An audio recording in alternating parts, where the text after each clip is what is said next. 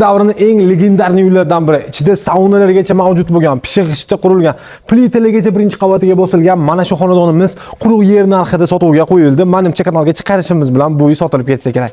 8.7 sotix maydonda o'sgan ushbu hovlimiz go'zal 35-maktab oldidan kirganimizda yo'l yuziga yaqin joyda, ko'chasi tupik, yaxshi, o'ta tinch mahallada joylashgan. Demak, fasadlardan ham ko'rib turibsiz. Aytib o'tgandek, o'z davrining eng legendarniy uylari. Bu joyga ketgan yog'ochlarni ko'rib o'zim ham qanaqadir yoshligim esimga tushib ketdi.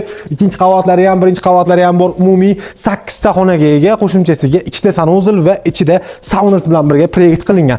Endi bu joyi agar xonalarni shundoqligicha kirib yashab turadigan holatda ham bemalol olsangiz bo'laveradi. Pishig'ichda qurilgan, lekin quruq yer hisobida sotilmoqda. Yo'laklarni qarang, mana bu archalarni qarang, kattab ketgandi. Qanaqadir o'zgacha vibe berib turibdi. Agar uyimiz yoqqan bo'lsa, bitta boshidan like bosib qo'yasiz.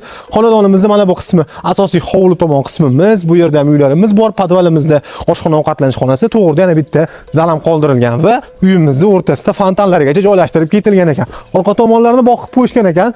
Endi agar bu 8.7 sotix kattalik qiladigan bo'lsa, ko'rganingizdek 2 ga bo'lish imkoniyati ham bor agar imoratlarni buzoradigan bo'lsangiz. Kommunal tarmoqdan gaz, suv, svet, kanalizatsiya hammasi mavjud. O'zi bunaqa narxga go'zaldan yer topishingiz ham qiyin mana shu lokatsiyadan, lekin biz sizga mana shu uylar bilan birga buzsangiz ham ancha material chiqadigan joyi 95 ming dollarga gaplashib qo'ydik. Yana o'tib beradigan joyi ham bor. Ozmos faqatgina. Pastdagi telefon nomerini qoldiraman, bog'laning. Sotilib ketmasdan mana shu hovlimizning egasi bo'lishga shoshiling.